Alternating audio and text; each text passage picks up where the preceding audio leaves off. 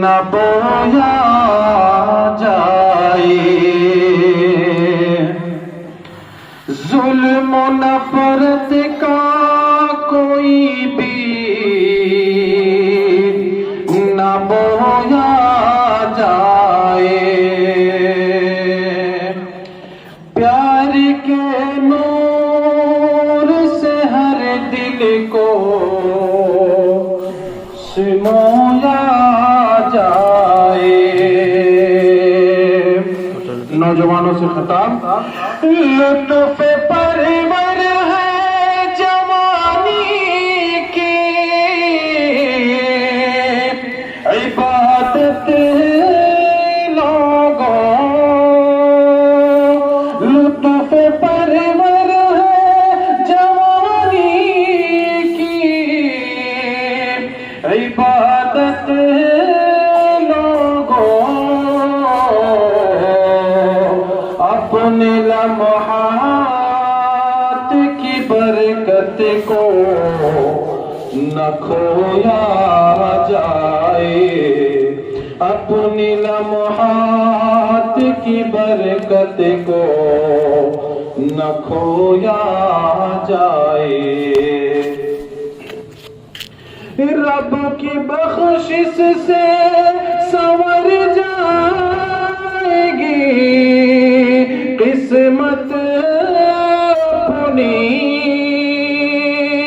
رب کی بخشش سے سنور جائے گی قسمت اپنی، اپنے عصیان کی ندامت پہ، اپنے عصیان کی ندامت پہ جو رویا جائے، ظلم و نفرت کا کوئی بھی نہ بویا جائے، اپنے تن پر نہ جمے میل کبھی عصیان کے، اپنے تن پر نہ جمے میل کبھی عصیان، عصیان مطلب ہوتا ہے گناہ، اپنے تن پر نہ جمے میل کبھی عصیان کے، دوستو آب وضو سے اسے دھویا جائے، دور ہو رات میں شیطان کے فتنے سالک، دور ہو رات میں شیطان کے فتنے سالک، آیت الکرسی کو پڑھ پڑھ کے، آیت الکرسی کو پڑھ پڑھ کے جو سویا جائے، ظلم و نفرت کا کوئی بھی نہ بویا جائے۔ بہت شکریہ یوسف بھائی۔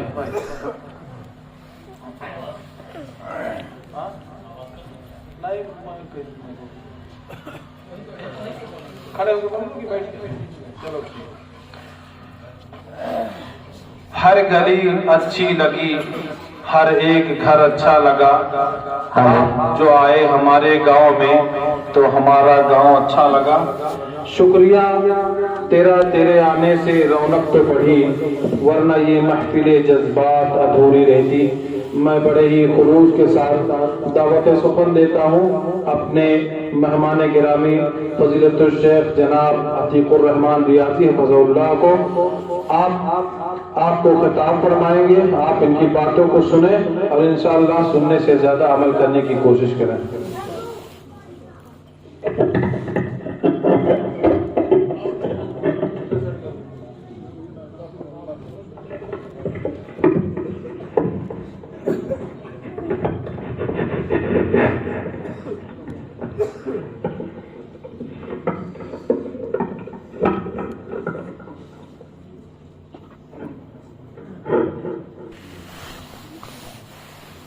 إن الحمد لله نحمده ونستعينه ونستغفره ونعوذ بالله من شرور أنفسنا ومن سيئات أعمالنا من يهده الله فلا مضل له ومن يضلل فلا هادي له وأشهد أن لا إله إلا الله وحده لا شريك له وأشهد أن محمدا عبده ورسوله أما بعد فأعوذ بالله السميع العليم من الشيطان الرجيم بسم الله الرحمن الرحيم اعلموا أنما الحياة الدنيا لعب ولهو وزينة وتفاخر بينكم وتكاثر في الأموال والأولاد كمثل غيث أعجب الكفار نباته ثم يهيج فتراه مصفرا ثم يكون حطاما وفي الآخرة عذاب شديد ومغفرة من الله ورضوان وما الحياة الدنيا إلا متاع الغرور.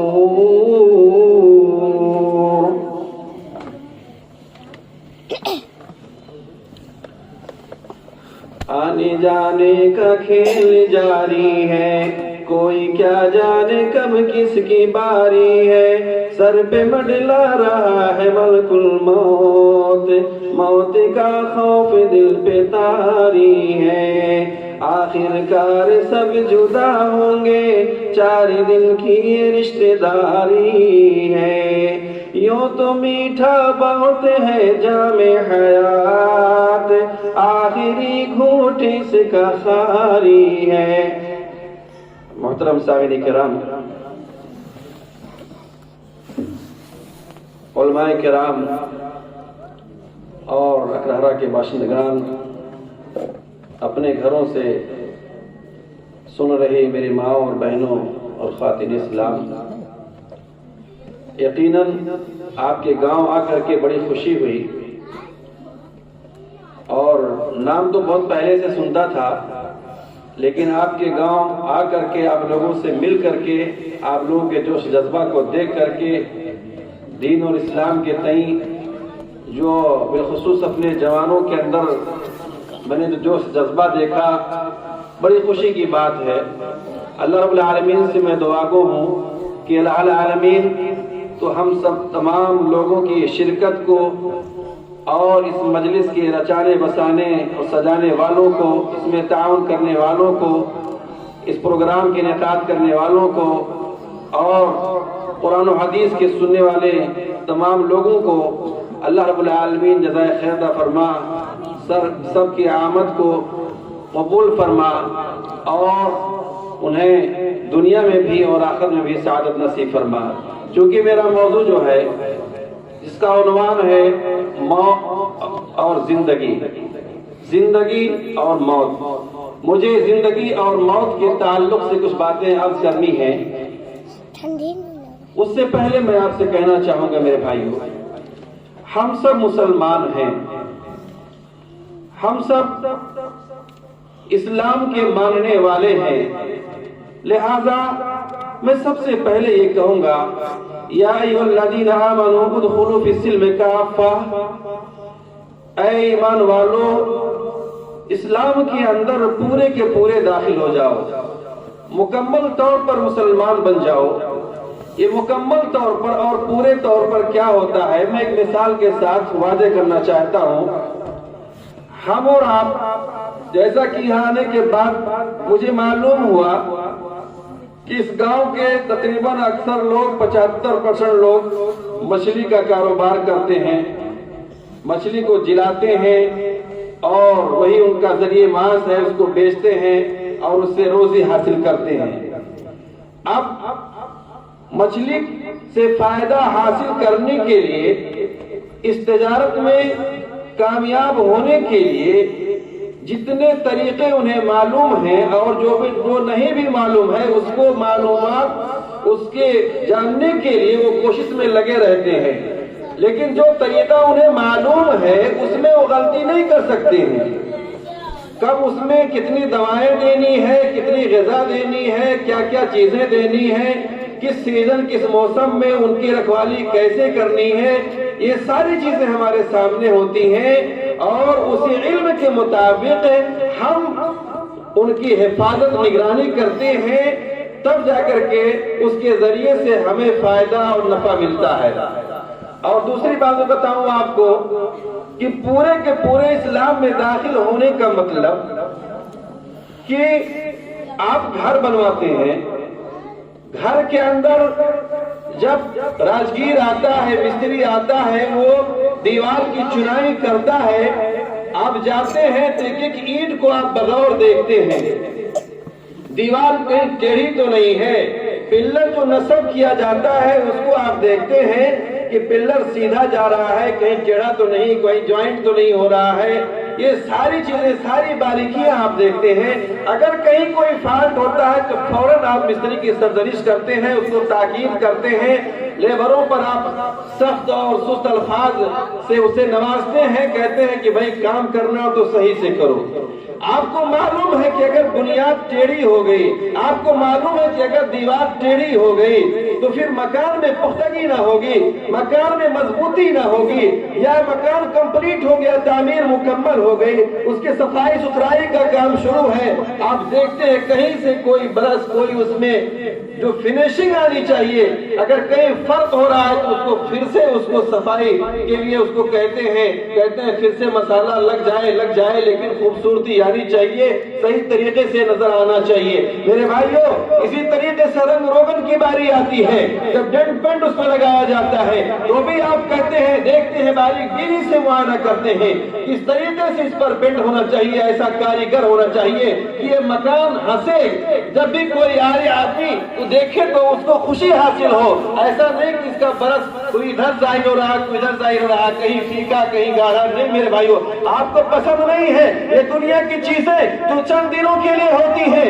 आज है कल नहीं हो रहेगी, खत्म हो जाएंगी मेरे भाइयों, आप उसके लिए इस कदर परेशान होते हैं। लेकिन वो इस्लाम, इस इस्लाम के लिए मुसलमानों ने अपनी जान माल को कुर्बान किया, इस्लाम की हिफाजत के लिए उन्होंने न जाने कितनी कितनी अज़ियतें और तकालीफें बर्दाश्त की, कितने मुश्किल हालात से उन्होंने आज़मा हुई मेरे भाइयों। लेकिन आज वही मुसलमान है, वही इस्लाम है, लेकिन ताज्जुब इस बात पर है कि हम गैरों पर शिकवा करते हैं, हम गैरों के जुल्म की बातें करते हैं, लेकिन जरा अपने गिरबान में झांके, हम देखें कि आज हम मुसलमान होकर के हम इस्लाम के उसूलों पर कितने अमल पैरा हैं। आप याद कीजिए, वो बिलाल हबशी रज़ी अल्लाह तआला अन्हु इस्लाम लाने की वजह से उनका मालिक, उनका आका उन्हें मक्का की गलियों में आवासों बदमाशों से उन्हें घसटवाता है, आपके बदन चिथड़े चिथड़े हो जाते हैं, ये गोश्त की बोटी निकल करके वहां रास्ते में मिलती है मेरे भाइयों, बदन पूरा जिस्म लहू लहान हो जाता है। आखिर किसके खातिर? इस्लाम की हिफाजत के खातिर, कलमे ला इलाहा की खातिर, अल्लाह अहद अहद कहते कहते सारे जुल्म को सहते हैं। कितने मुसलमानों ने, कितने ईमान वालों ने ईमान की खातिर, इस्लाम की खातिर अपने घर बार को छोड़ा, अपने शहर को छोड़ा, अपने खानदान वालों को छोड़ा, अपने बीवी बच्चों को छोड़ा।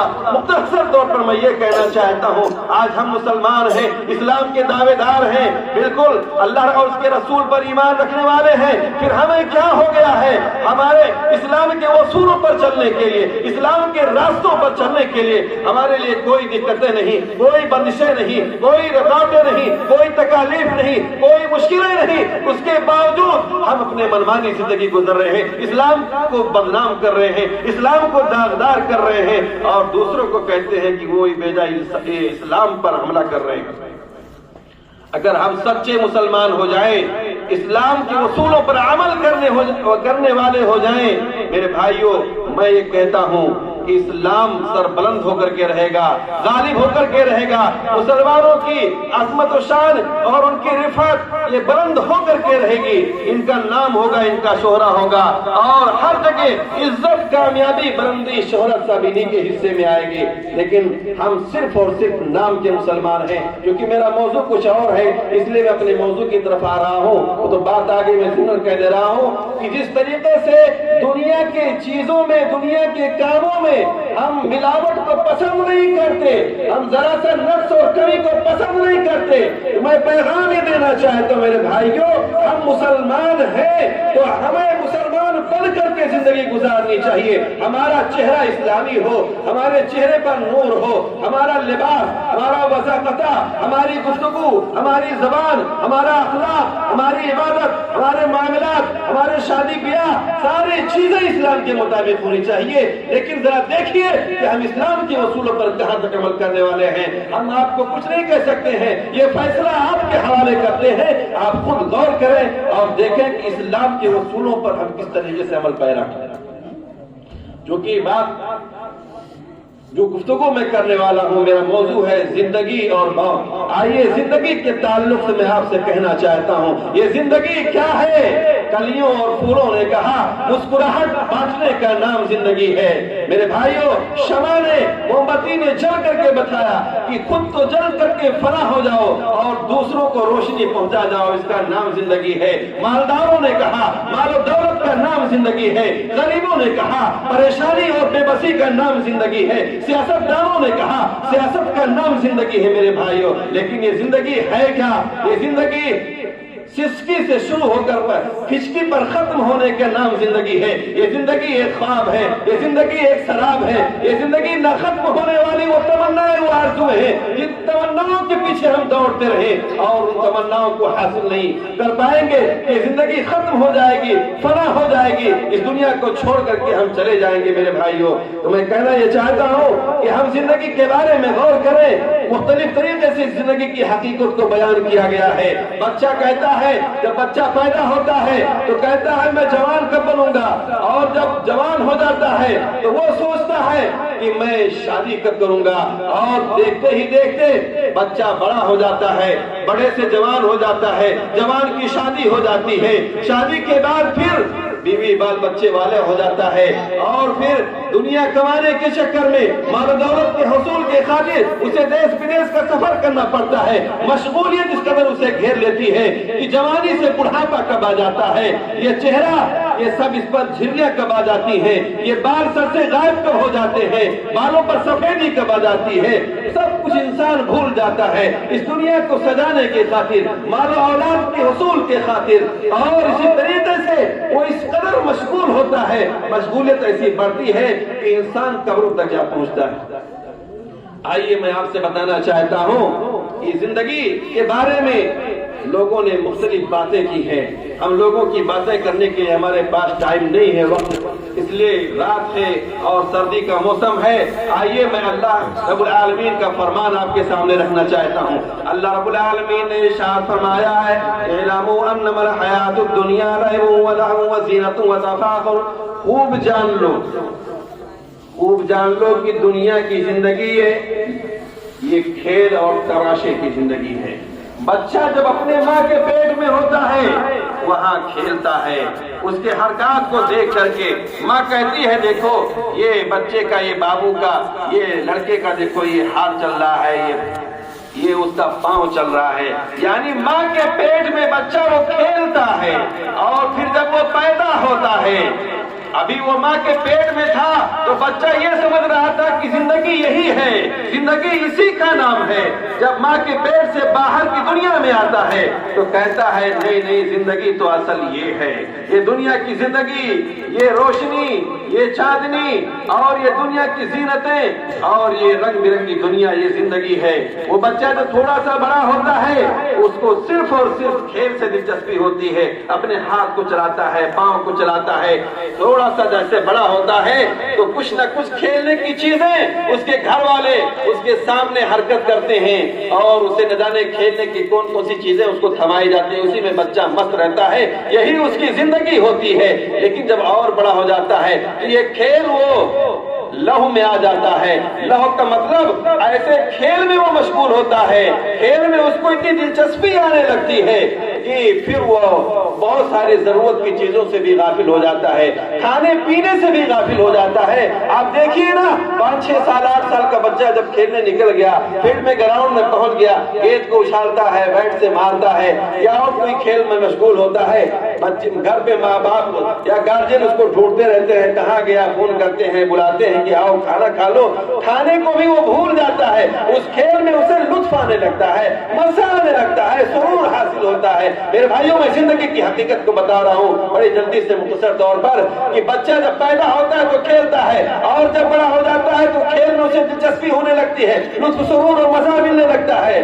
اعلموا انما الحیات الدنیا لعب و لہو و زینت، اور جب بڑا ہو جاتا ہے 12 سال 14 سال کا ہوتا ہے تو زیب و زینت اور نکھار کا، بننے سورنے کا، اپنے حسن کی زیبائش و آرائش کا اسے موقع ملتا ہے۔ ہاں، جب وہ نکلتا ہے، اپنے کپڑوں کو دیکھتا ہے، اپنے زلفوں کو سنوارتا ہے، آئینے کے سامنے کھڑا ہوتا ہے، ابھی اس کی زندگی کیا ہے، وہ کھیل سے آگے بڑھ کر کے پھر زیب و زینت کی دنیا میں آ جاتا ہے۔ ابھی اسے کیا پتا گھر میں کیا پریشانی ہے، گھر میں کون سی ضرورتیں ہیں، کچھ مطلب نہیں، اس کو اپنے حسن کو نکھارنے کا اور اپنے حسن کو دوسروں میں دکھانے کا اسے جنون ہوتا ہے۔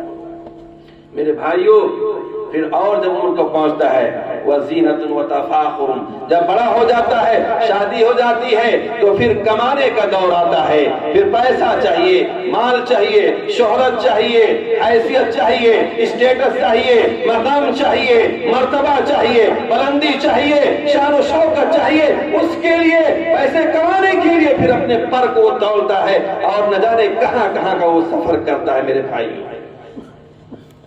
اور اس سے آگے جب بڑھتا ہے وَتَفَاخُرٌ بَيْنَكُمْ وَتَكَاثُرٌ فِي الْأَمْوَالِ وَالْأَوْلَادِ، پھر اور جب بڑا ہوتا ہے تو پھر فخر و مباحات کا دور ہوتا ہے۔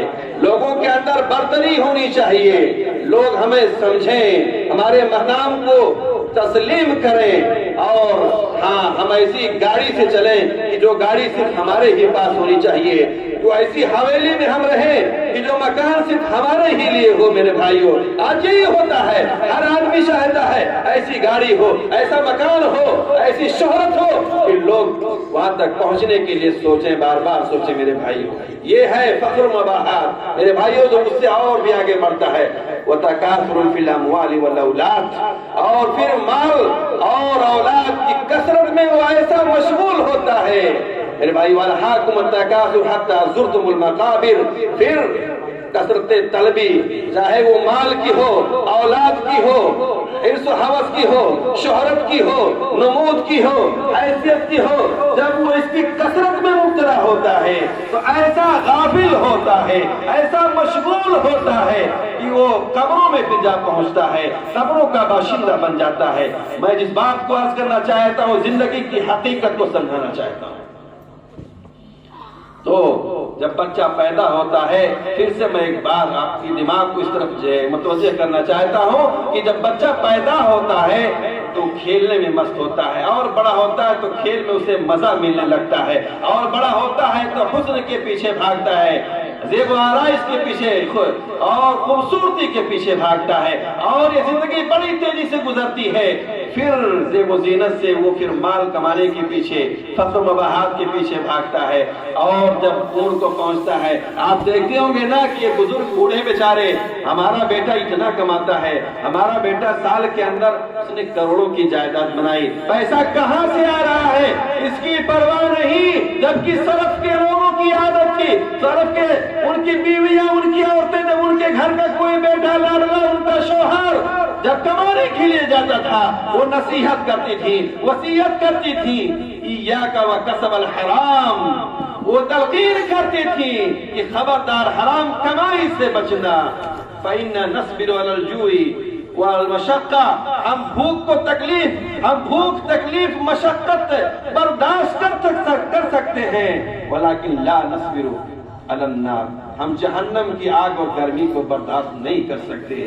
آج پیسہ چاہیے، پیسہ کیسے بھی ہو، مال دولت چاہیے، گاڑی چاہیے، حویلی چاہیے، چوراہے پر زمین چاہیے، اس کے لیے جیسے بھی جو بھی طریقہ ہمیں اپنانا چاہیے میرے بھائی، لیکن کب تک ذرا سوچا کبھی آپ نے، یہ کب تک آپ اس دنیا میں رہو گے؟ قبر میں جانا ہے، اس لیے آپ سمجھیں کہ یہ زندگی جو ہے یہ پانی کا بلبلا ہے، زندگی یہ ایک چراغ ہے جو چراغ جل کر کے بجھ جاتا ہے میرے بھائیوں. یہ زندگی بھی ہماری باقی رہنے والی نہیں ہے. اتنا پیارا مثال اللہ رب العالمین نے دیا ہے کہ یہ زندگی جو ہے جب اس طریقے سے آپ دیکھتے ہوں گے، ابھی ہم نے گیہوں کی بالیاں، گیہوں کے دانے جو ہم نے کھیت میں ڈالے ہیں وہ نکل کر کے ابھی لہلایا، اس کا سبزہ جو ہے ہرا بھرا لگ رہا ہے کہ دیکھتے ہی دیکھتے وہ سبزہ موٹا ہوگا، تنا آور ہوگا، پھر اس پہ بالیاں لگیں گی. لیکن وہ وقت دور نہیں ہے کہ یہ وقت تیزی سے گزر جائے گا. پھر اس کے بعد کمبائن آئے گی، اسی کھیت میں کھیتیوں میں کمبائن دوڑے گی. آج جو یہ بالیاں لہلا رہی ہیں، جو ہرے بھرے مناظر ہم کو دیکھنے کو مل رہے ہیں، کل یہ پکنے والی ہیں. پکنے کے بعد جب بالیاں لگیں گی وہ کٹنے والی ہیں، پھر پھس بن کر کے اڑ جائیں گی، سب مٹی میں مل جائیں گی، دفن ہو جائیں گی. یہ ساری ہریالیاں ختم ہو جائیں گی. ہاں، بالیاں گھروں میں آ جائیں گی. میرے بھائیوں، یہ زندگی کی مثال ہے. انسان پیدا ہوتا ہے، بچپنا آتا ہے، جوانی آتی ہے، بڑھاپا آتا ہے، اور پھر وہ اس دنیا کو چھوڑ کر کے چلا جاتا ہے. اگر زندگی کی حقیقت کو ہم نہ سمجھیں تو پھر ہم سے بڑا غافل شخص، ہم سے بڑا نادان شخص، ہم سے بڑا بیوقوف شخص کوئی نہ ہوگا. اس لیے میں اور تھوڑی زندگی کے بارے میں بتا کر کے آپ ایسے اپنی بات کو آگے بڑھاؤں گا کہ یہ زندگی دیکھتے ہی دیکھتے ختم ہو جاتی ہے میرے بھائیوں. ہاں، لیکن انسان کو پتہ کب چلتا ہے؟ انسان تو ابھی جوانی کے ایام ہیں، ابھی تو اس کے چلنے پھرنے کے دن ہیں، ابھی موٹر سائیکل پر بیٹھتا ہے تو ہواؤں سے بات کرتا ہے. لیکن میرے بھائیوں، آپ کو غور کرنا چاہیے، ہواؤں سے باتیں کرنے والے، موٹر سائیکل کو 90 کے اسپیڈ میں اڑانے والے، کل وہ وقت بھی آتا ہے کہ وہی آدمی بیمار ہوتا ہے، وہی بوڑھا ہوتا ہے، چلنے پھرنے کے لیے بھی اسے لاٹھی اور ڈنڈے کا سہارا لینا پڑتا ہے. اس کے جوڑوں میں درد ہو جایا کرتا ہے، دوائیں ناکام ہو جاتی ہیں، پھر وہ بستر مرض پر آ کر کے پڑا رہتا ہے. میرے بھائیوں، کھانے کی چیزیں موجود ہیں، پھل فروٹ موجود ہیں، گوشت پسری موجود ہے، لیکن نہیں، ڈاکٹر نے منع کر دیا ہے. ساری چیزیں میسر ہیں لیکن انسان کھا نہیں سکتا. بیماری نے اسے کھانے سے روک دیا ہے. میرے بھائیوں، جب بیماری اور بڑھ جاتی ہے، جب موت اسے اپنے سامنے نظر آنے لگتی ہے، تو پھر انسان ذرا سوچئے، ذرا پوچھئے اسے زندگی کے بارے میں. مختصر طور پر میں یہ کہنا چاہوں گا کہ جو شخص ابھی بچپن سے جوانی میں قدم رکھا، جوانی سے بڑھاپے میں پھر وہ آ رہا ہے، اور بڑھاپے کے بعد جب وہ مرض الموت میں مبتلا ہوتا ہے، پوچھو نا زندگی کی حقیقت، زندگی کسے کہتے ہیں، دنیا کس چیز کا نام ہے. پھر جب وہ مجبور ہو جاتا ہے، جب وہ مفلوج ہو جاتا ہے، جب اس کی صحت جواب دے جاتی ہے، تو پھر ساری چیزیں دنیا میں جو اس نے کمایا، دنیا میں جو اس نے کیا، اللہ کی عبادت سے غافل رہا، نمازوں سے دور رہا، نیکی کے میدان سے پیچھے رہا، تو پھر وہاں بڑھاپے میں پھر وہ سارا منظر اس کے سامنے ریکارڈ ہو کر کے اس کو نظر آتا ہے. پھر اسے پچھتاوا ہوتا ہے، اسے حسرت ہوتی ہے، وہ شرمندہ ہوتا ہے اس بات پر اگر اس نے اپنی زندگی کا مقصد کو وما خلقت الجن والانس الا ليعبدون، زندگی کا مقصد جو ہے اللہ رب العالمین نے جن اور انسوں کو اپنی عبادت کے لیے پیدا کیا. اگر اللہ کی عبادت میں اس نے کمی کی، نمازوں کو اس نے ضائع کیا، اور اسی طریقے سے دین کے اصولوں سے اگر اس نے انحراف کیا، اس نے ناجائز اور حرام کمائی سے اپنے پراپرٹی کو بڑھایا، تو پھر اس مرض الموت میں جبکہ وہ اپنے بستر پر پڑا ہوا ہے اور دوائیں ناکام ہو چکی ہیں، کسی بھی طبیب اور ڈاکٹر اور حکیم کا نسخہ فیل ہو چکا ہے، تو پھر میرے بھائی وہ افسوس کرتا ہے. وہ افسوس اس بات پر نہیں کرے گا کہ میں نے اپنی اولاد کے لیے شاندار حویلی تعمیر نہ کی، میں نے اپنے اولاد کے لیے چوراہے پر زمین نہیں خریدی، میں نے اپنی اولاد کے لیے بینک میں ایڈوانس بیلنس جمع نہیں کیا. میرے بھائیوں، وہ پچھتائے گا، وہ شرمندہ ہوگا کہ میں تو اپنی زندگی سے دھوکہ کھا گیا، میں تو اپنی زندگی کے مقصد کو بھول گیا. اب میں اللہ رب العالمین کے پاس جانے والا ہوں، اب میں اللہ رب العالمین کو کیا جواب دوں گا. میرے بھائیوں، پھر وہ یہی سوچتا ہے اور یہی سوچ کر کے وہ پچھتاتا ہے. اس لیے میں آپ کو پیغام دینا چاہتا ہوں، ہم زندگی میں کچھ بھی کمائیں مگر پچھتاوا نہ کمائیں کہ بڑھاپا آنے کے بعد یا مرض کے آنے کے بعد میں پھر ہم پچھتائیں کہ ہم سے تو بھول ہوئی، نادانی ہوئی، یہ آل اولاد آپ کے کام نہیں آئیں گے، یہ حوالی آپ کا ساتھ نہیں دے گی، یہ مال و جائیداد یہ سب دنیا ہی میں رہ جائیں گے، آپ نے کیسے کیسے کمایا، سب دوسرے اس پر قبضہ جما لیں گے۔ میرے بھائیوں، قبر میں حساب آپ کو دینا ہے، اللہ رب العالمین کی ہے آپ کو جواب دینا ہے، مال کہاں سے کمایا اور کہاں خرچ کیا، اس کو اللہ کے ہاں کیا جواب دو گے۔ اب آئیے زندگی کے بعد جو موت کا مرحلہ ہے، موت پر میں کچھ باتیں بیان کر کے اپنی باتیں ختم کر کے آپ سے رخصت ہو جاؤں گا۔ انسان جب اس کو بیماری گھیر لیتی ہے، دوائیں ناکام ہو جاتی ہیں، پھر وہ وقت آتا ہے کہ موت کے انتظار میں ہوتا ہے، موت کی شدت آتی ہے، مرض الموت میں مبتلا ہوتا ہے، اور اس کے بعد اللہ رب العالمین نے اس منظر کے نقشے کو قرآن میں بڑی اچھے طریقے سے کھینچا ہے۔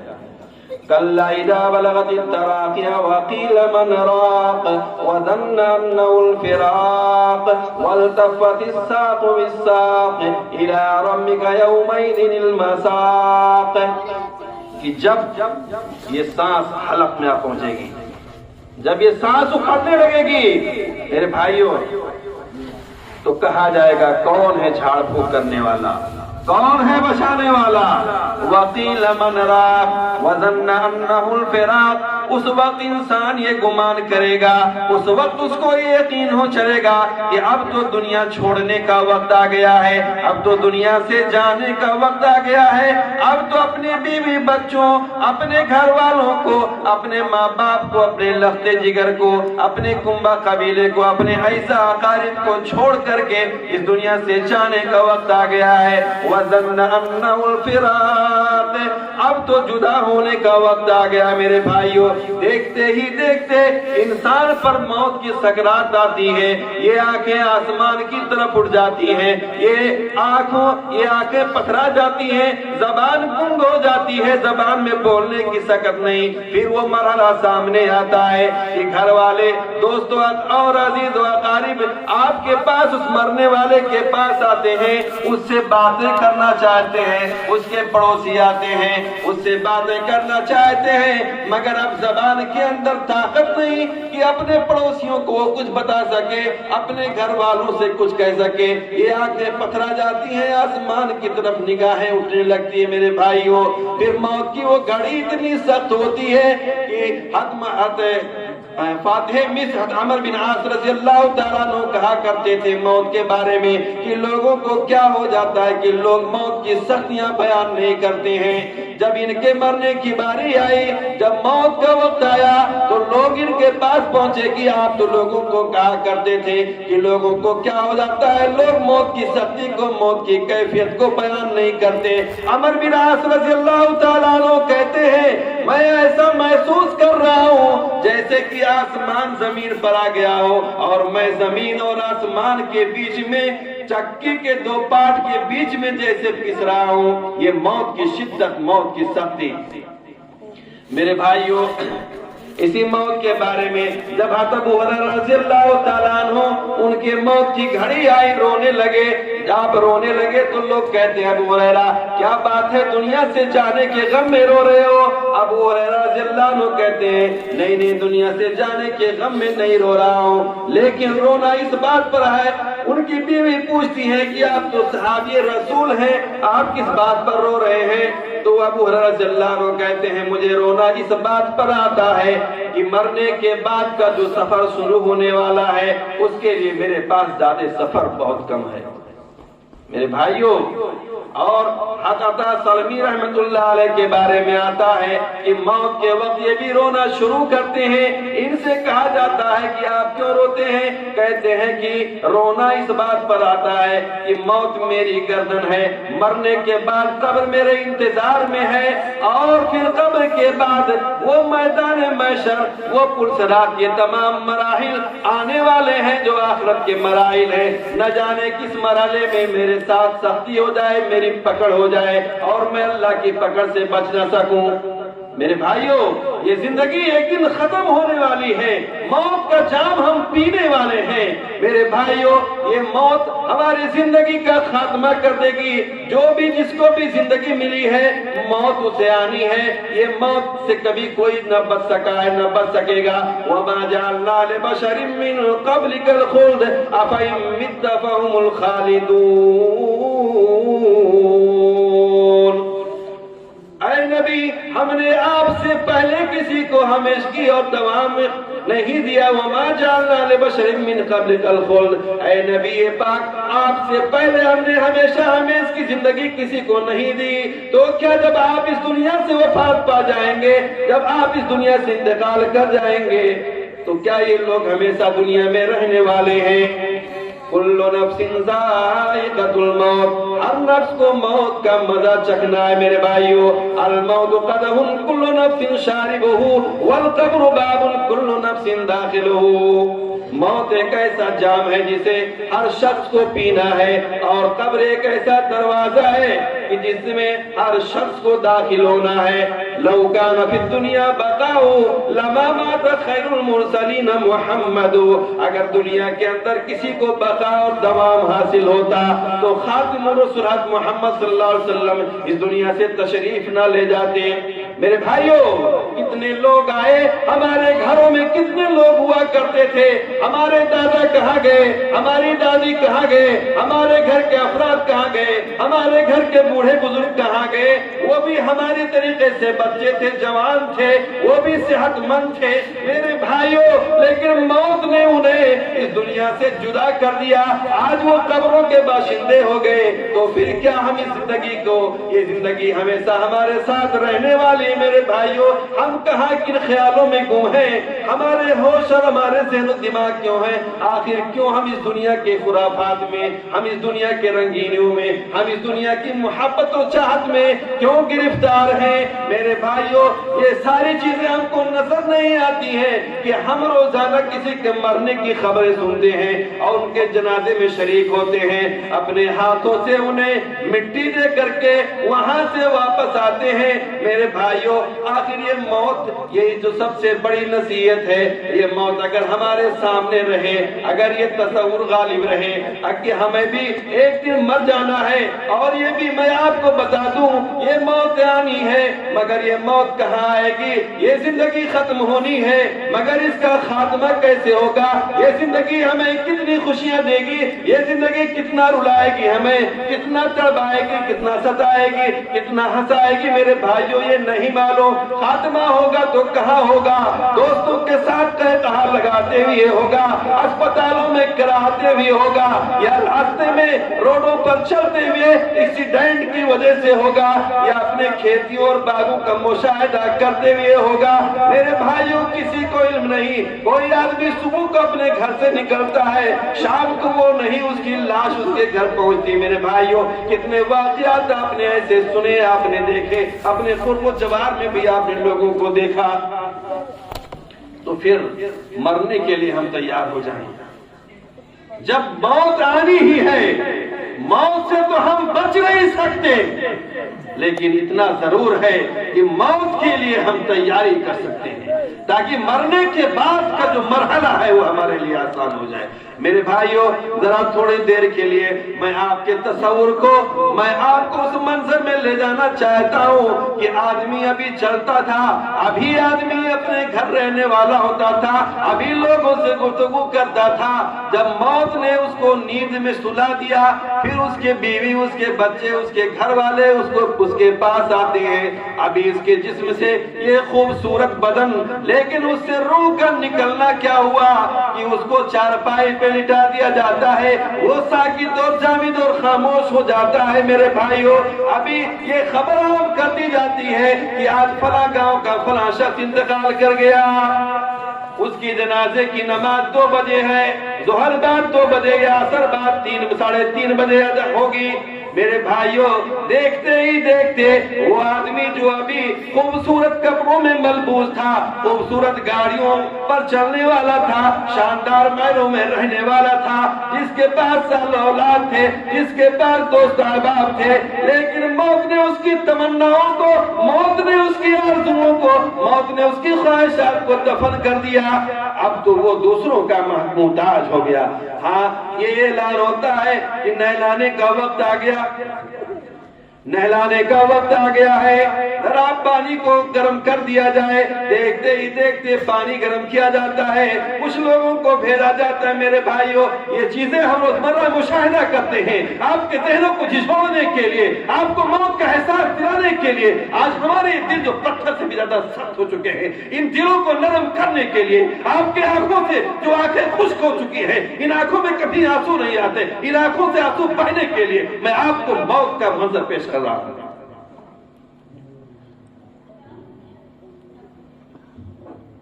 میرے بھائی ہوتا کیا ہے، پانی گرم کیا جاتا ہے، بازار سے کفن کا کپڑا لایا جاتا ہے۔ اب ابھی جو قیمتی کپڑوں میں ملبوس تھا وہ کپڑے نکالنے کے لیے بھی لوگ روادار نہیں ہوتے ہیں، قینچی منگائی جاتی ہے، کاٹ دیا جائے اس کے کپڑوں کو، اس کے کپڑوں کو اس کے جسم سے ہٹا دیا جائے۔ میرے بھائیوں ذرا اس کو نہلاؤ۔ اور کوئی کہنے والا کہتا ہے کہاں گیا اس کا بیٹا، کہاں گیا اس کا لاڈلا، کہاں گیا اس کا لخت جگر، کہاں گیا اس کا نور نظر، اس کے بیٹوں کو بلاؤ، ذرا ایک بار تو اپنے باپ کا دیدار کر لے، یہ اس کا باپ ابھی دنیا سے جانے والا ہے۔ میرے بھائیوں اب اس کو نہلایا جاتا ہے، نہلانے کے بعد اس کو کفن کے کپڑے میں لپیٹا جاتا ہے۔ میرے بھائیوں وہ کفن کا کپڑا کہتا ہے آج تم دوسروں کو کفن کے کپڑے میں لپیٹ رہے ہو، وہ دن، اس دن کی تیاری کر لو۔ آپ کیوں بول رہے ہو کہ ایک دن آنے والا ہے، کل کا وہ دن ہوگا، اس چارپائی پر تمہیں نہلایا جائے گا، کفن کے کپڑے میں تمہیں لپیٹا جائے گا۔ آج تم دوسرے کو غسل دے رہے ہو، دوسروں کو کفن کے کپڑے میں لپیٹ رہے ہو، کل تمہیں اس کفن کے کپڑے میں لپیٹا جائے گا۔ پھر دیکھتے ہی دیکھتے وہ گھڑی آتی ہے کہ لوگ اکٹھا ہوتے ہیں اس چارپائی کو، اس میت کو، ابھی تو بڑا نام والا تھا، ابھی تو بڑا شہرہ والا تھا، بڑا تندرہ والا تھا۔ میرے بھائیوں سیاست میں، اسی طریقے سے مال و دولت میں، شہرت میں بہت ہی نام والا تھا، لیکن اس کا نام ختم ہو گیا۔ یہ جنازہ جا رہا ہے، یہ میت کو لے کے لوگ جا رہے ہیں، اعلان ہوتا ہے کہ میت کو لے کے قبرستان کی طرف جایا جا رہا ہے، لوگوں چلو اس کے جنازے کی نماز کے لیے، اس کا وقت ہو گیا۔ میرے بھائیوں کاندھا لگاتے ہیں، چارپائی کو اٹھاتے ہیں، دیکھتے ہی دیکھتے اس میت کو، اس لاش کو قبرستان تک پہنچایا جاتا ہے۔ میرے بھائیوں اور پھر ہوتا کیا ہے کہ صفیں درست کی جاتی ہیں، جنازے کے لیے تیاری ہوتی ہے۔ ہاں میں اس بات موقع سے یہ بھی کہنا چاہوں گا کہ مسجدوں کے اندر ہم دیکھتے ہیں نمازوں کے لیے نمازی غائب ہوتے ہیں، اذان ہوتی ہے حی علی الصلاح حی علی الفلاح، مؤذن دن میں 5 بار پکارتا ہے آؤ نماز کی طرف، آؤ کامیابی کی طرف۔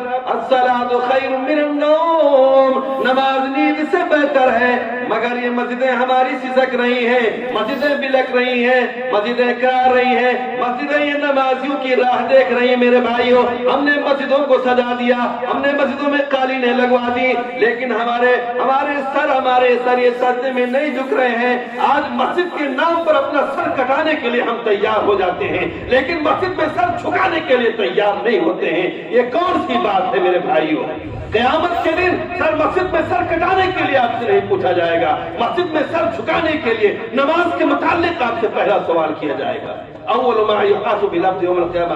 خیر میرا موضوع دوسرا ہے، اس طرف نہیں جانا چاہتا۔ میں یہ کہنا چاہتا ہوں کہ جو لوگ نماز نہیں پڑھتے ہیں، جنازے کی نماز میں ان کی تعداد دیکھیے، جن کو نماز پڑھنا نہیں آتا، جنازے کی دعائیں نہیں یاد آتی ہیں، اور اپنے آپ کو مسلمان کہتے ہیں۔ میرے بھائیوں ہم نماز نہیں پڑھتے، فرض نماز جو کسی بھی حالت میں معاف نہیں ہے۔ آدمی بیمار ہے، کھڑا نہیں ہو سکتا، بیٹھ کے نماز پڑھنی ہے، بیٹھ کے نہیں پڑھ سکتا، اس کو سو کر کے پڑھنی ہے، وضو بنا کے نماز نہیں پڑھ سکتا، تیمم سے نماز پڑھنی ہے، لیکن نماز معاف نہیں ہے۔ میرے بھائیوں یہ مسجد ہماری ویران سنسان خالی، لیکن جنازے میں لوگوں کی دھوم، ہاں ارے کیسے رہے، ارے کیا کہیں گے، وہ جنازے میں بھی لوگ نہیں آئے، कैसा रिश्तेदार की जनाजे में भी नहीं आया, इस डर से लोग पहुंच रहे हैं।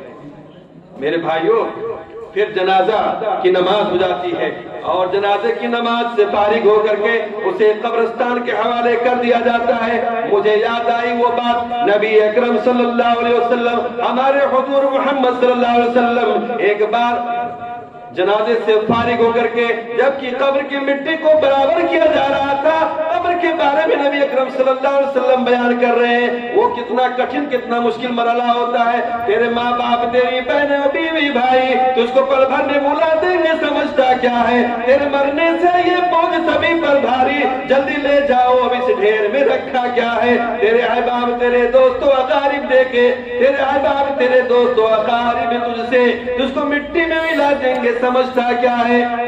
मेरे भाइयों, सारे लोग मिट्टी में दफन करके चले आएंगे। हाँ, तो मैं अर्ज ये कर रहा था कि नबी अकरम सल्लल्लाहु अलैहि वसल्लम एक बार जनाजे से फारिग होकर के जबकि कब्र की मिट्टी को बराबर किया जा रहा था, एक जगह आप बैठे हुए हैं और आपकी आंखों से अश्क आंसू जारी है, बह रहे हैं, आपकी दाढ़ी मुबारक तर हो जाती है और वो आंसू बहते बहते जमीन पर गिरती है, वहां की मिट्टी गीली हो जाती है। नबी अकरम सल्लल्लाहु अलैहि वसल्लम कहते हैं, सहाबे किराम से मुखातब होकर कहते हैं या इख्वानी फाइदुल मिस्ल हादा, ऐ मेरे सहाबा, इस जैसी जगह के लिए तैयारी कर लो। माराइतु मंजरन कत इल्ला वल कब्र अफज़ा मिन, कि मैंने कब्र से ज्यादा मुश्किल, सख्त, खौफनाक और घबराहट वाली कोई जगह नहीं देखी। मेरे भाइयों, नबी अकरम सल्लल्लाहु अलैहि वसल्लम आंसू बहा रहे हैं, अपने सहाबा से कह रहे हैं इस कब्र के लिए तैयारी कर लो। मेरे भाइयों, जरा हम अपने गिरबान में झांके, जरा हम अपने अमलों का जायजा लें और हिसाबो किताब और मुहासबा करें कि आज हम मरने के लिए किस कदर तैयार हैं, मरने के बाद कब्र में जाने के लिए हम किस कदर तैयारी कर रहे हैं। मेरे भाइयों, फिर अल्लाह के रसूल सल्लल्लाहु अलैहि वसल्लम की एक दूसरी हदीस मुझे याद आ रही है। अल्लाह के रसूल सल्लल्लाहु अलैहि वसल्लम ने फरमाया, वान अस्मा बिन्त अबी बकर रज़ियल्लाहु तआला अन्हा क़ाला क़ाम रसूलुल्लाह सल्लल्लाहु अलैहि वसल्लम ख़तीबन फ़ज़करा फ़ितनतल क़ब्र अल्लती युफ़्तनु फ़ीहा अल-मर्द फ़लम्मा ज़करा ज़ालिक जज़्ज़ा अल-मुस्लिमून जज़्ज़ा। अस्मा बिन्त अबी बकर रज़ियल्लाहु तआला अन्हा कहती हैं कि नबी अकरम सल्लल्लाहु अलैहि वसल्लम एक बार खुतबा देने के लिए खड़े हुए, जब आपने कब्र का बयान किया, कब्र के अज़ाब का तज़किरा किया, फलम्मा ज़करा ज़ालिक जज़्ज़ा मुस्लिमून जज़्ज़ा, तो मुसलमानों के अंदर चीखो पुकार, मुसलमान बिलबिला उठे, चीखो पुकार करने लगे, इस कदर रोए कि जहां बैठे थे वहां की दरो दीवार में लगे। मेरे भाइयों, चीखो पुकार जिसको कहते हैं। लेकिन मैं कहना चाहता हूँ, आज हमें क्या हो गया है, आज हम कब्रों पर जाते हैं, लोगों के जनाजे में शरीक होते हैं, लेकिन हमारी इन आंखों को क्या हो गया है, हमारे ये दिल कितने सख्त हो गए। क्या हमें दुनिया नहीं छोड़ना, क्या हमारी मौत नहीं आनी है? अब दूसरों के जनाजे में शरीक होते हैं, उनको मिट्टी में दफन करते हैं, क्यों भूल जाते हैं हमारी भी मंजिल वही है। फरिश्तों का कैसे सामना करेंगे, क्या जवाब देंगे? मेरे भाइयों, वो उस्मान गनी रज़ियल्लाहु ताला अन्हु जिनको एक मजलिस के अंदर 7 बार 8 बार जन्नत की बशारत नबी सल्लल्लाहु अलैहि वसल्लम की ज़बानी मिली थी, वो उस्मान गनी रज़ियल्लाहु ताला अन्हु जब भी आपका गुजर किसी कब्रिस्तान के तरफ से होता, मेरे भाइयों, वो वहां रुकते और रोने लगते, परेशान हो जाया करते। आपसे कहा जाता, आपके गुलाम आपसे पूछते, आखिर आपको हो क्या जाता है, आप इस कदर रोने क्यों लगते हैं, परेशान क्यों जाते हैं जब कब्रिस्तान से आप गुजरते हैं? कहा, मुझे रोना इस बात पर आता है, मैंने अपने आका रसूल मोहम्मद सल्लल्लाहु अलैहि वसल्लम से सुना है कि ये कब्र आखिरत की मनाजिल में से पहली मंजिल है, और ये मंजिल जो शख्स यहाँ से बच गया, यहाँ जिसके लिए आसानी हो गई और मराहिल इसके लिए आसान हो जाएंगे। मेरे भाइयों, मैं अपनी बात को खत्म करते हुए मैं आपसे कहना चाहूंगा, کہ مرنے کے لیے ہم تیار ہو جائیں. یہ زندگی ختم ہونے والی ہے, کسی کو ہمیشہ یہاں نہیں رہنا ہے. میں کہنا چاہتا ہوں کتنے ایسے بچے جو ماں کے پیٹھی میں مر جاتے ہیں, پیدا ہونے سے پہلے ہی مر جاتے ہیں. کتنے ایسے بچے جن کے جوانی کی امیدیں کی جاتی تھی, جوانی کے لیے جن کے ماں باپ دعائیں کیا کرتے تھے, لیکن جوان ہونے سے پہلے وہ بچے دنیا کو چھوڑ چلے جاتے ہیں. کتنے ایسے صحت مند جوان جن کی خوبصورتی پر سارے لوگوں کو ناز ہوا کرتا تھا, لیکن آنن فانن ان کے موت کی خبریں آتی. میرے بھائیوں, کتنے ایسے بیمار جو مدتوں اپنے بستروں پر جیتے رہتے ہیں, لیکن کتنے ایسے خوبصورت خوبرو جوان وہ آنن فانن کہیں کسی حادثے کا شکار, کہیں طبعی موت کا شکار ہو جاتے ہیں. میرے بھائیوں, اس لیے میں کہنا چاہوں گا, خاص کر کے اپنے جوانوں سے, اپنے بزرگوں سے میں کہنا چاہوں گا, آپ کی زندگی بڑی تیزی سے, ہماری زندگی بڑی تیزی سے زوال کی طرف گامزن ہے. چہرے کے بال پک چکے ہیں, چہرے پر جھریاں آ چکی ہیں, سر سے بال غائب ہو چکے ہیں. اب موت کے علاوہ کس چیز کی توقع ہے؟ اب اگر اس عمر میں بھی کوئی آدمی اللہ کی عبادت نہ کر سکے, نماز کی حفاظت نہ کر سکے, اپنے گھروں میں دینی ماحول قائم نہ کر سکے, بوڑھا ہو چکا ہے, گال پچک گیا ہے, چہرے پر چھریاں آ چکی ہیں, کھانے پینے بھی اس کے کم ہو گئے ہیں, لیکن اس میں بھی بہت سے لوگ اللہ کی یاد سے غافل ہیں. میرے بھائیوں, اب بڑی تیزی سے آپ قبر کی طرف بڑھ رہے ہو, آپ کے قدم بڑھ رہے ہیں. موت سے کوئی آپ کو بچا نہیں سکتا, نہ آپ موت سے بچ سکتے ہیں. قل ان الموت الذی تفرون منہ فانہ ملاقیکم. موت یہ پہنچ کر کے رہے گی, آ کر کے رہے گی. موت یہ آپ کا کام تمام کر کے رہے گی. کتنے مکی و مکہ بنائے چلے گئے, کچھ اپنا کرو پر بھی دکھائے چلے گئے. گلرو سے گل بدل تھے, گلے نو بہار تھے, بادے خزاں کے جھونکے میں آئے چلے گئے. میرے بھائیوں, کتنے لوگ ہوا کرتے تھے اسی گاؤں میں, اسی علاقے میں, آج وہ نہیں ہیں. کل ان کا جلوہ تھا, آج ان کا نام کوئی لینے والا نہیں ہے. ہمارا بھی یہی معاملہ ہونے والا ہے. اس لیے آج کی شب میں, اس گھڑی میں میں یہ پیغام دینا چاہتا ہوں میرے بھائیوں, زندگی جسے ملی ہے موت اسے آنی ہے. موت سے کوئی ٹال بچ نہیں سکتا, نہ موت کو کوئی ٹال سکتا ہے. لہذا دانائی یہ ہے, حکمت یہ ہے, عقل مندی کی بات یہ ہے کہ مرنے کے لیے ہم تیاری ہوں, اور مرنے کی بات جو زندگی آنے والی ہے تاکہ وہ مراحل ہمارے لیے آسان ہو جائیں. میرے بھائیوں, اور انہی باتوں کے ساتھ میں پھر پیغام دینا چاہتا ہوں آپ سے کہ ہم لوگ اللہ رب العالمین کا خوف, اس کی خشیت کو اپنے دلوں میں پیدا کریں. آج ہم کتنے عمل والے ہو گئے ہیں, کتنے نیک ہو گئے ہیں. میرے بھائیوں, ذرا یاد کریں, حضرت ابوبکر صدیق رضی اللہ تعالیٰ عنہ اپنے زندگی کے آخری ایام میں وہ یہ شعر گنگنایا کرتے تھے, کیف حالی یا الہی لیس لی خیر العمل تو عمل کثیر زاد طاعت قلیل. اے میرے بار الہ, اے میرے پروردگار, اے میرے رب ذوالجلال, میرا کیا ہوگا, میرے ساتھ کیا سلوک ہوگا؟ میرے پاس تو نیکیاں بہت کم ہے, میرے پاس گناہوں کی کثرت ہے, میرے پاس زیادہ سفر بہت کم ہے.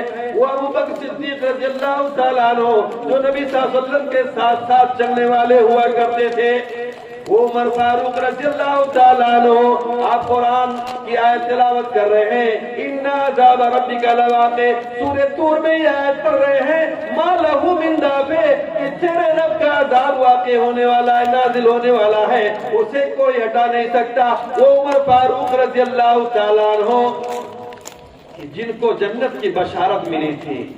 میرے بھائیوں, نبی صلی اللہ علیہ وسلم نے کہا تھا اگر میرے پاس کوئی نبی ہوتا تو وہ عمر ہوتے, اور نبی صلی اللہ علیہ وسلم نے جنت میں خوبصورت محل دیکھا, پوچھا یہ کس کے لیے؟ آپ کو بتایا گیا کہ آپ کے ساتھی عمر کے لیے ہے. میرے بھائیوں, عمر فاروق رضی اللہ تعالیٰ عنہ جب اللہ رب العالمین کے عذاب کا تذکرہ پڑھتے ہیں, قرآن کی تلاوت کرتے ہیں, ایسے روتے ہیں, اتنا روتے ہیں, روتے روتے اس قدر پریشان ہو جاتے ہیں کہ آپ بیمار ہو جاتے ہیں, یہاں تک کہ آپ کی عادت کے لیے صحابہ کرام آنے لگتے ہیں.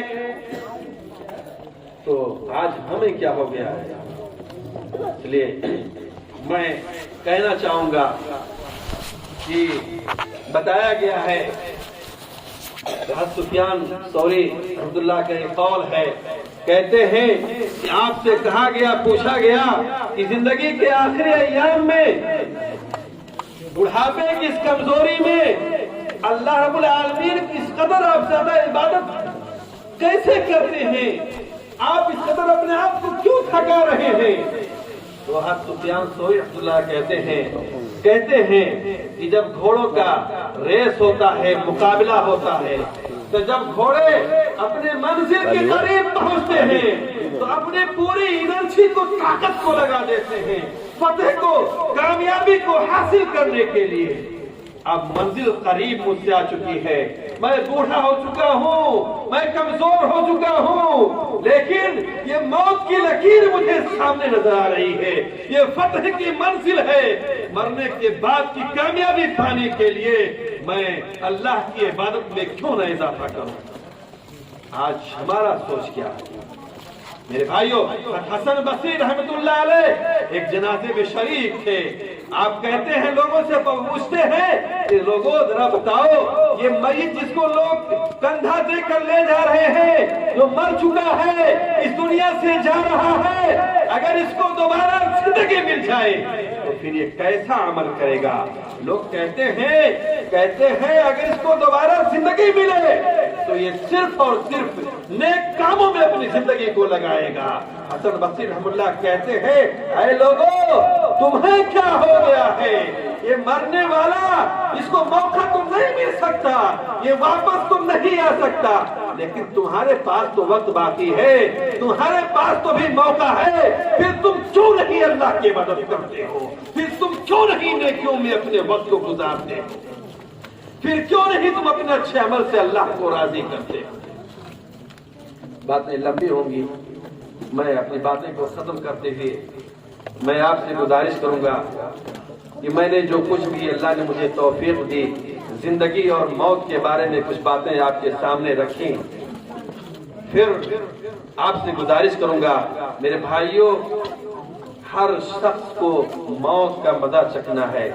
وَمَا الْحَيَاةُ الدُّنْيَا إِلَّا مَتَاعُ الْغُرُورِ، یہ زندگی سوائے دھوکے کے اور کچھ نہیں ہے۔ کب ختم ہو جائے، کہاں ختم ہو جائے، ساری حسرتیں، ساری امیدیں دھری کی دھری رہ جائیں۔ دنیا سے کسی کا پیٹ نہیں بھرا ہے، نہ بھر سکتا ہے میرے بھائیوں۔ لہذا اگر دنیا کے لیے آپ بہت کچھ کر رہے ہو تو جہاں ہمیشہ آپ کو رہنا ہے، آخرت کی زندگی کے لیے آپ کو کتنا کرنا چاہیے آپ کو سمجھ سکتے ہو۔ اللہ رب العالمین سے دعا ہے کہ اللہ العالمین ہمیں اپنی عبادت اور بندگی کی توفیق عطا فرمائے۔ اللہ العالمین ہماری نیکیوں کو قبول فرمائے۔ اللہ العالمین ہمیں اچھے عمل میں زندگی گزارنے کی توفیق عطا فرمائے۔ صبح ہوتی ہے، شام ہوتی ہے، زندگی یوں ہی تمام ہوتی ہے۔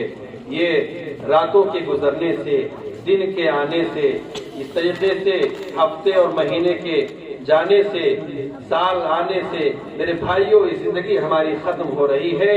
ہمیں پتہ نہیں چلے گا کہ ہم کب موت کے منہ میں چلے جائیں گے اور اپنی شان و شوکت والی زندگی کو چھوڑ کر کے قبر کی تاریک کوٹری میں پہنچ جائیں گے۔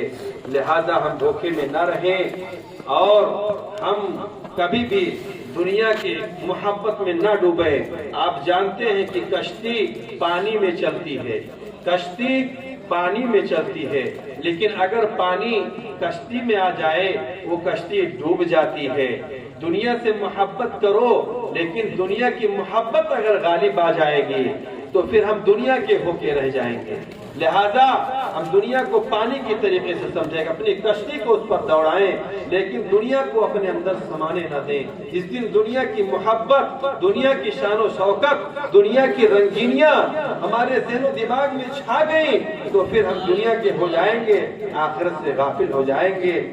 اس لیے میرے بھائیوں دنیا کو دنیا سمجھیں اور آخرت کی جو زندگی ہمیشہ کی زندگی ہے ابدی زندگی ہے اور دنیا تو ختم ہونے والی ہے لہذا ختم ہونے والی کے پیچھے ہم نہ چلیں جو ہمیشہ ہمیں باقی رہنے والی ہے اس کے لیے تیاری کریں اللہ رب العالمین ہمیں دنیا میں بھی سرخرو کرے اور آخرت میں بھی اللہ رب العالمین ہمیں بلند بالا اور بہتر مقام عطا فرمائے ربنا آتنا فی الدنیا حسنہ وفی الآخرۃ حسنہ وقنا عذاب النار اللہ رب العالمین ہمارے گناہوں کو معاف فرمائے اللہ ہماری نیکیوں کو قبول فرمائے اللہ ہماری زندگی کو بہتر بنائے اللہ ہمیں موت کی سختی سے بچائے اللہ ہمارے قبر کو تو روشن اور کشادہ کر دے اللہ میدان محشر کی سختیوں کو تو آسان کر دے اللہ ہمیں جہنم کی آگ و عذاب سے بچاتے ہوئے جنت الفردوس میں اعلیٰ مقام عطا فرمائے وآخر دعوانا ان الحمدللہ رب العالمین